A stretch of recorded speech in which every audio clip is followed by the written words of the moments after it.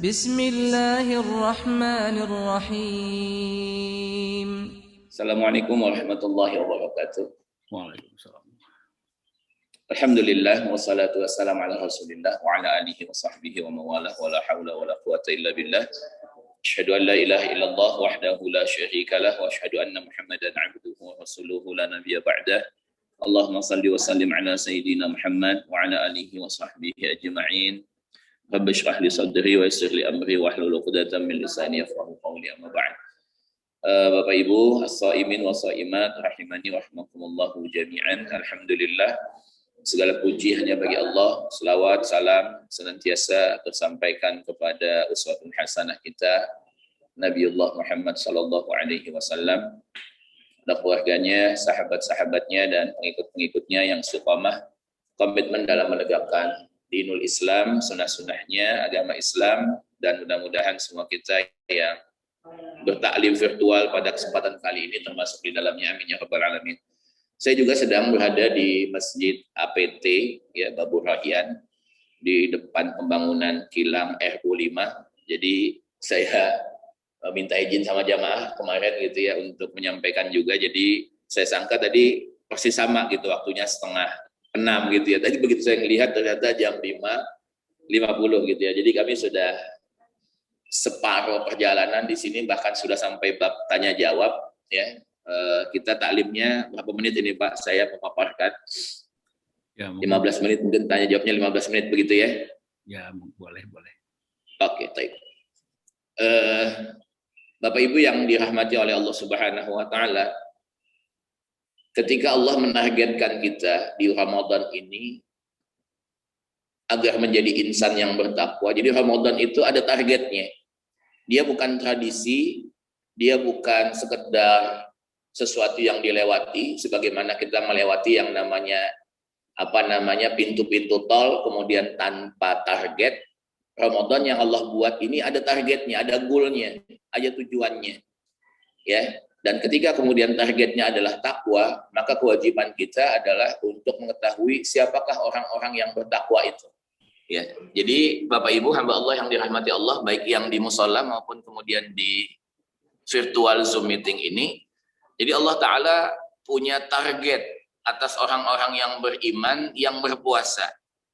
Bukan targetnya lapar dan dahaga, sebab kalau targetnya lapar dan dahaga, maka yang di Ethiopia, mereka yang paling lapar dan dahaga, mereka yang paling berpuasa, gitu ya. Atau kemudian saudara-saudara kita yang sedang negaranya konflik, gitu ya, seperti di Suriah, di Irak, ya rahimakumullah. Maka mereka adalah orang yang paling berpuasa. Bahkan untuk berbuka puasa saja kemudian banyak di antara mereka yang masih belum bisa walaupun hanya seteguk air. Karena untuk mendapatkan air itu taruhannya adalah jiwa mereka. Ya kan begitu ya. Ini yang perlu kita ketahui bersama-sama. Jadi target dari Ramadan itu bukan lapar dan dahaga. Target dari Ramadan itu adalah la'allakum tattaqun, mencetak orang yang bertakwa. Siapa mereka? Di dalam Al-Quran dan Sunnah Nabi SAW, orang-orang yang bertakwa ini banyak Allah sampaikan. Kita ambil contoh saja dalam surah ketiga ayat 133 sampai 135. Ya, surah ketiga ayat 133 sampai 135. Allah Subhanahu wa taala berfirman di situ, Bapak Ibu hamba Allah yang dirahmati Allah.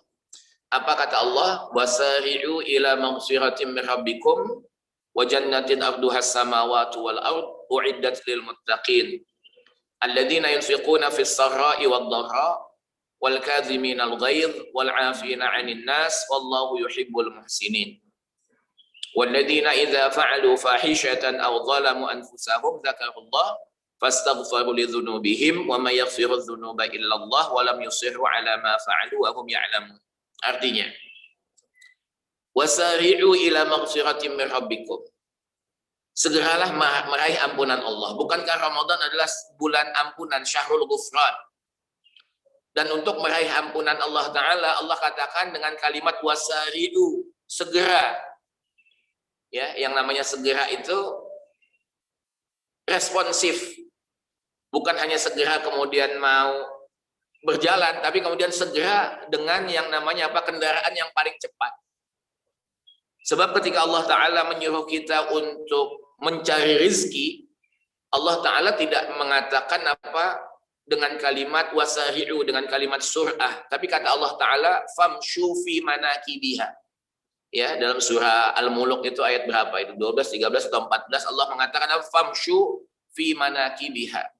Atau Allah ketika mengatakan dalam surah Al-Jumu'ah itu, fa'idha qudiyatis salatu, fantashiru fil ardi wabtaghu min fadlillah. Gitu ya, bertebaran, berjalan di atas penjuru kolong langit ini untuk mencari nafkah yang sudah Allah tetapkan atas dirimu setelah engkau melakukan kewajiban sholat Jumat. Ya, dalam surah Al-Jumu'ah itu. Dalam surah Al-Muluk Allah katakan famshu fi manakibiha. Rezeki itu nggak usah dikejar, jalan aja. Ya, kemudian apa? Allah katakan kembali lagi Ali Imran tadi itu wasari'u ila maghfiratin min rabbikum wa jannatin arduhas samawati wal ardh.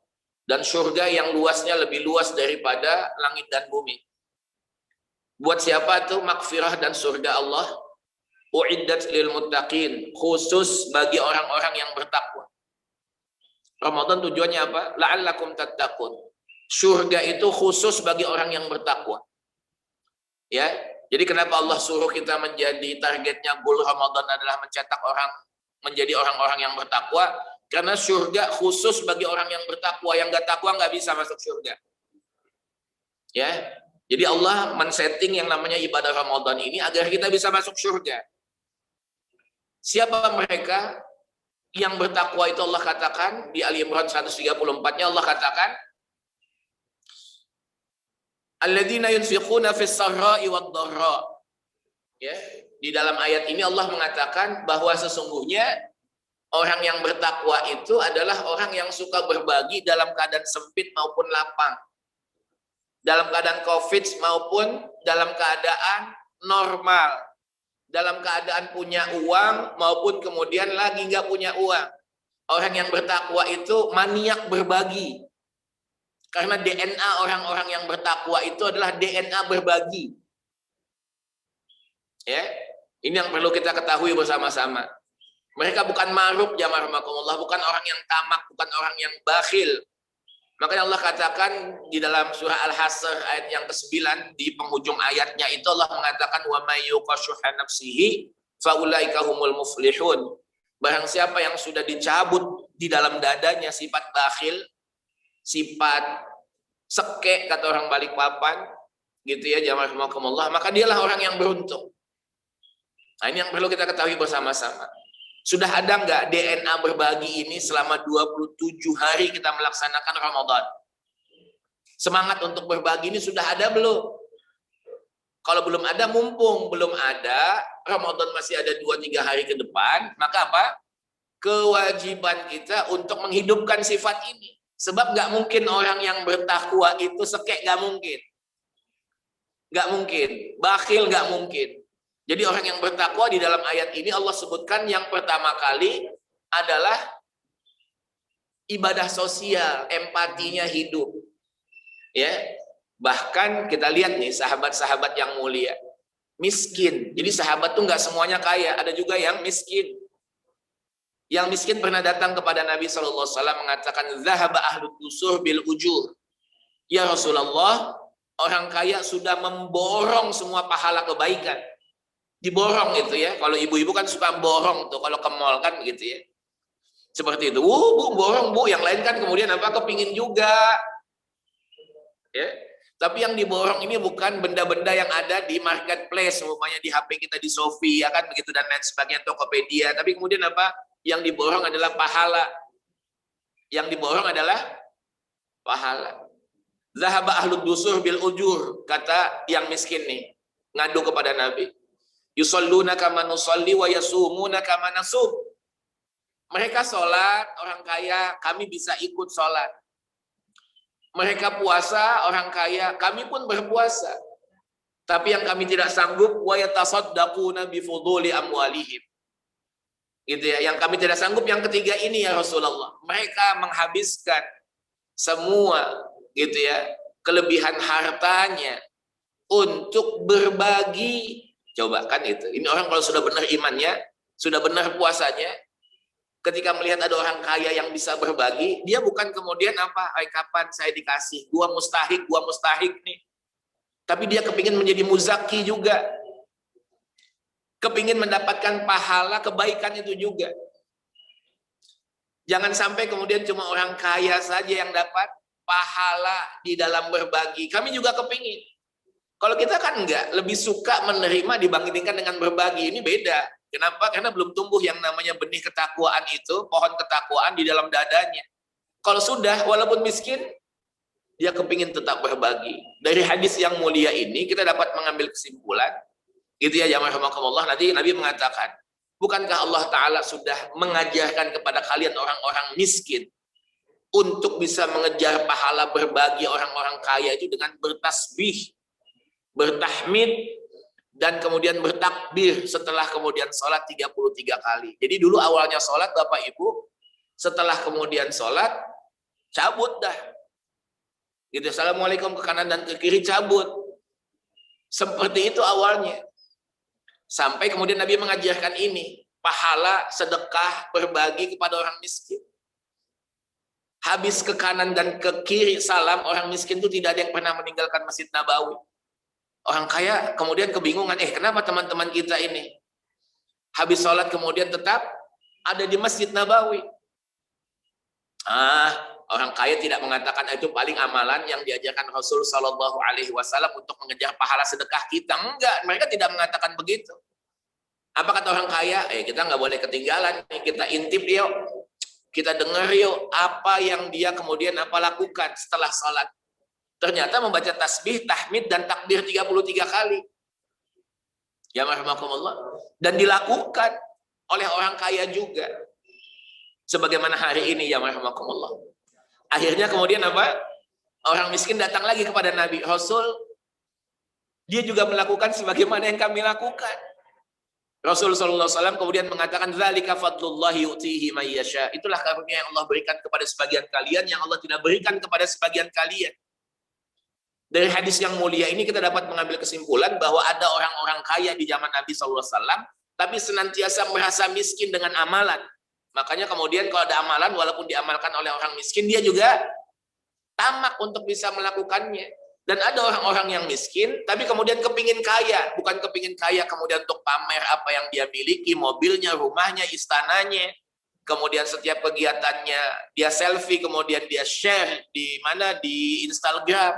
Ya kan begitu, atau di Facebook. Tapi kemudian apa? Semua yang Allah titipkan dalam rangka untuk taqarrub ilallah, mendekatkan diri kepada Allah, dalam rangka kemudian apa? Jalan baginya untuk menuju surganya Allah Subhanahu wa taala. Nah, ini jamaah rahimakumullah yang kemudian apa perlu kita ketahui bersama-sama. Sudah ada enggak gitu ya sifat DNA berbagi yang tumbuh selama 27 hari ini? Ya kan gitu ya. Kalau kita kemudian sudah bisa merasakan sebagaimana yang dirasakan oleh sahabat-sahabat yang miskin itu, berarti sudah benar nih, tumbuh nih sudah pohon kan gitu ya. Dan dari keterangan ini juga kita dapat mengambil kesimpulan bahwa orang muslim itu wajib kaya. Kenapa? Orang muslim itu ketika melihat ada orang yang orang muslim itu ketika kemudian ada melihat orang-orang yang papa, yang duafa, mereka gelisah kalau tidak bisa membantu. Mereka akan menangis di sisi Allah Ta'ala. Ya Allah, banyak saudara kami yang masih belum bisa makan sebagaimana kami makan. Ya kan begitu. Sedangkan kami tidak memiliki harta.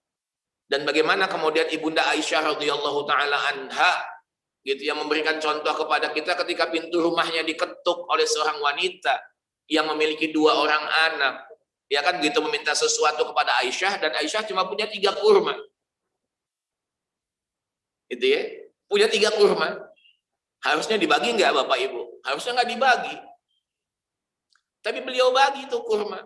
1, 3-tiganya kasih ibu. Kemudian ibunya pegang 1, si anak pegang 1-1. Yang cewek kemudian apa?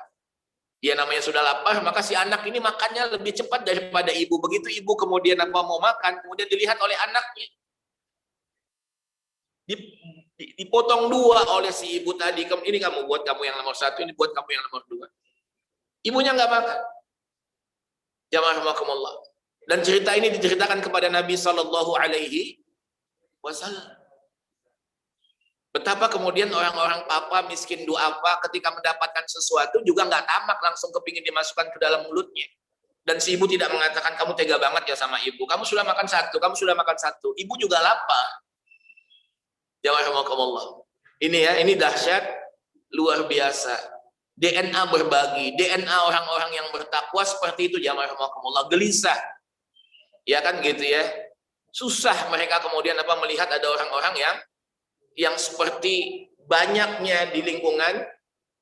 Kalau di komplek mungkin nggak kelihatan ya Pak ya, kan begitu. Ini kan di komplek kan gitu, di Telkom juga mungkin banyak tinggal yang di komplek kan gitu. Tapi begitu kita keluar, walaupun kita tidak menafikan ada orang-orang yang menggunakan ya kemiskinan ini untuk kemudian menarik perasaan iba kita, itu dia dosa sama Allah Taala.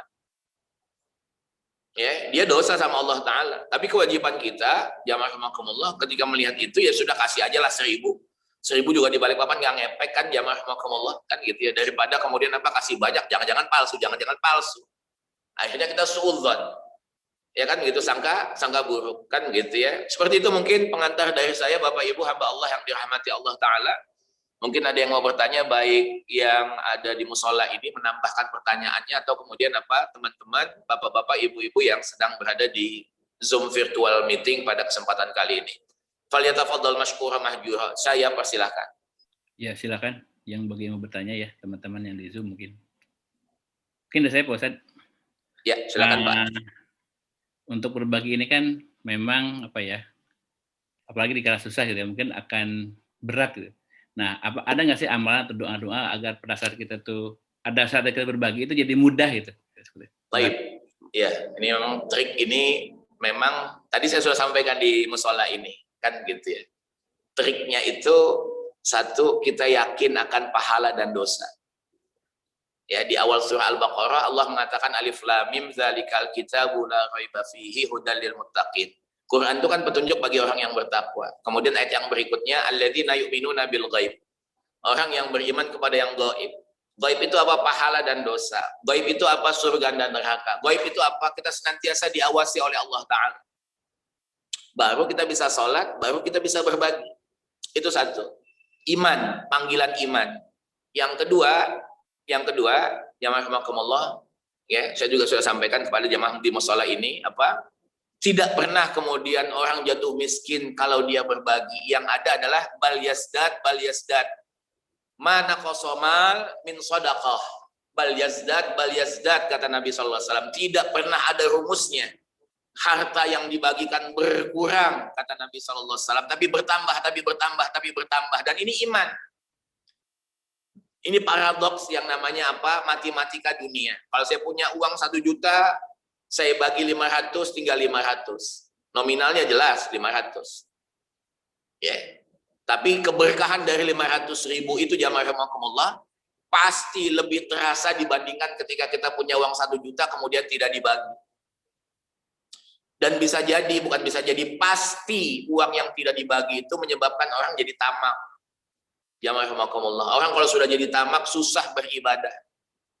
Nah, ini yang perlu kita ketahui bersama-sama. Kemudian yang berikutnya, bahwa berbagi itu juga menyenangkan. Ya, berbagi itu sebagaimana kata ulama, senang nggak dapat sesuatu dari teman kamu, hadiah? Senang. Sesungguhnya yang memberi itu jauh lebih senang dibandingkan dengan yang menerima. Karena Nabi mengatakan tangan yang di atas lebih baik, lebih indah, lebih bagus daripada tangan yang di bawah. Berarti apa? Ketika seorang senang mendapat pahala lebaran, sesungguhnya yang berbagi jauh lebih senang. Nah, ini yang perlu kita yakini, dan ini semua bahasa iman. Ya, jamaah rahimakumullah, itu kemudian Allah katakan lagi dalam surah Al-Munafiqun, saya sudah sampaikan juga di mushola ini, ayat yang ke-10 dan ke-11, jamaah rahimakumullah, bahwa setiap kita, ya, setiap manusia ketika akan mati meninggalkan dunia yang fana ini pentingnya kita ngaji. Kita sudah dapat bocoran dari Allah Ta'ala. Ya, wa anfiqu mimma razaqnakum min qabli ayyatiya ahadakumul maut fayaqula rabbi laula akhartani ila ajalin qarib fa asaddaqa wa akum minas salihin. Wa la yu'akhirallahu nafsan idza jaa ajaluha wallahu khabirum bima ta'malun. Apa kata Allah Ta'ala? Wa anfiqu mimma razaqnakum. Infaklah, berbagilah dari apa yang aku rizkikan. bahwa yang kita dapat ini datangnya dari Allah.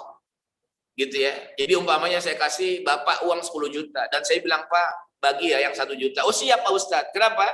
Karena saya yang memerintahkan, karena saya yang membagi, saya yang memberi.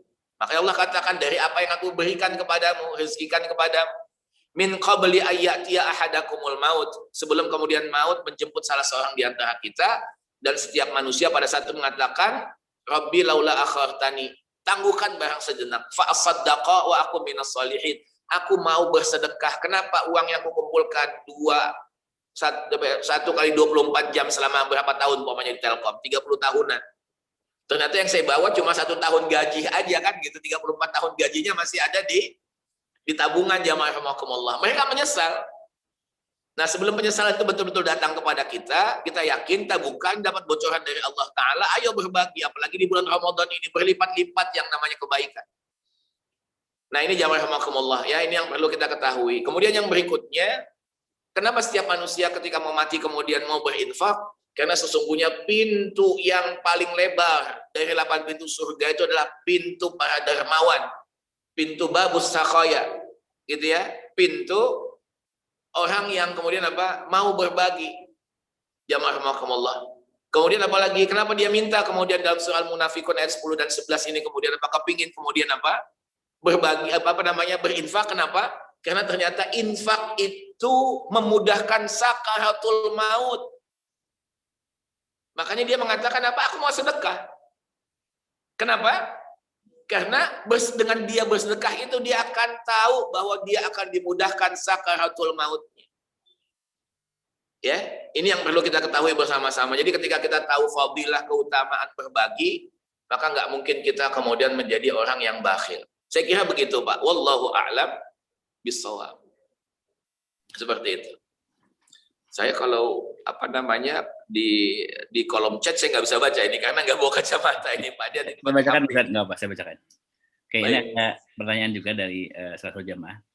Bagaimana menyikapi seorang yang sangat layak dibantu, tapi harga dirinya tinggi sekali, cenderung troublemaker dan jauh dari pribadi Muslim yang taat? Ya, ini memang ada pembahasan di kalangan ulama, kan gitu ya. Ketika kemudian, dan kita tahu Pak ya, setiap apa yang kita kumpulkan baik di masjid, di kantor, kan begitu ya, di kampung, kan begitu ya, unit kemudian apa zakat yang sudah dikelola oleh lembaga-lembaga amil zakat baik nasional yang sifatnya swasta, LAS, lembaga amil zakat maupun BAS yang sifatnya pemerintah, itu pasti kemudian apa pasti akan kurang.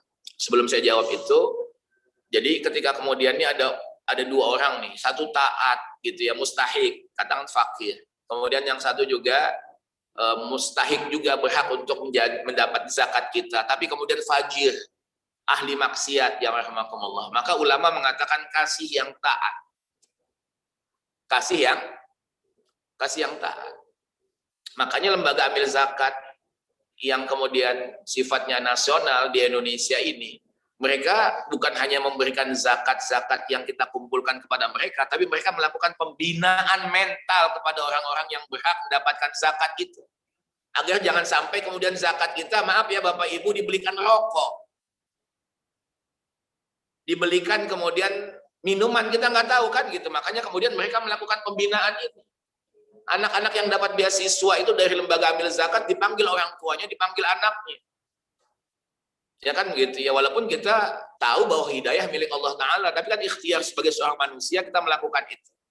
Jadi kalau dia fajir, dia kemudian ahli maksiat, maka, nah ini jamaah rahimakumullah, ya kalau memang apa namanya bisa dibimbing, ya kita wajib melakukan pembimbingan itu. Ya kan begitu ya, selain kemudian dikasih, kemudian dibina, kan begitu ya.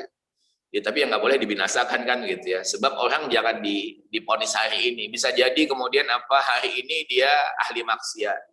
Hari ini kemudian apa gua walaupun miskin tapi gua sombong kan begitu, jamaah rahimakumullah kan gitu. Ini musibah ini kan gitu ya. Kemudian apa kewajiban kita untuk apa membinanya dan mendoakannya kan begitu. Saya sih cuma bisa menyampaikan demikian solusinya kan gitu. Walaupun orang berubah itu kan nggak sebagaimana kita beli pakaian. Habis dibeli dipakai langsung berubah tampilan kita. Akhlak ini memang perlu waktu lama.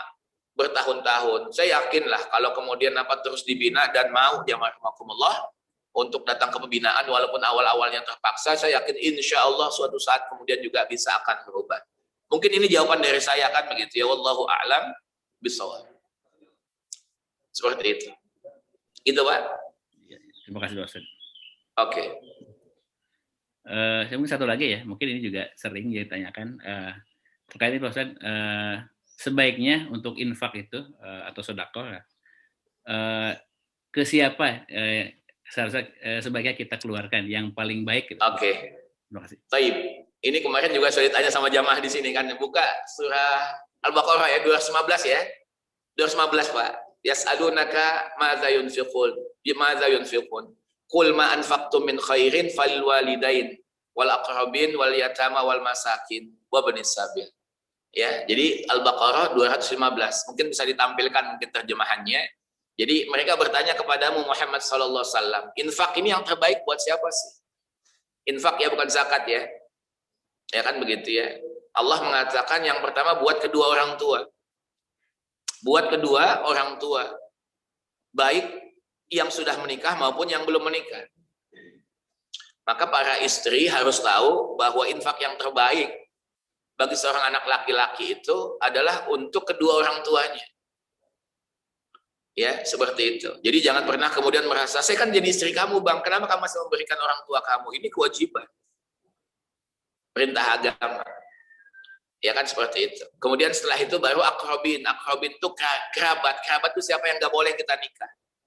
Keponakan kita, paman kita, saudara kandung kita, ibu susu kita, saudara susu kita. Seperti itu ya, kerabat. Ya kan gitu ya. Jadi jelas ini. Kemudian anak yatim, orang miskin, ibnu sabil. Nah, ini jamaah rahimakumullah. Jadi kalau infak itu sifatnya ke dalam keluarga, sedangkan zakat itu keluar. Gitu ya. Sifatnya keluar. Jadi Islam itu jelas mengaturnya. Jadi ada yang eksternal, ada yang internal. Jangan sampai kita dermawan kata orang, ya. Tapi kata keluarga kita dikatakan pelit, bakhil. Itu dia sama orang lain aja bisa royal, sama keluarganya 1 rupiah pun belum pernah kemudian saya merasakan uangnya. Jadi fitnah. Ya kan gitu. Atau sebaliknya, dia sih royal sama keluarganya. Coba lihat sama orang-orang yang di sekitar lingkungannya kan begitu ya. Bakhilnya luar biasa. Nah, Islam kemudian mengatur. Zakat keluar, infak ke dalam. Ya, seperti itu Bapak Ibu hamba Allah yang dirahmati Allah. Saya kira ini wallahu a'lam bishawab.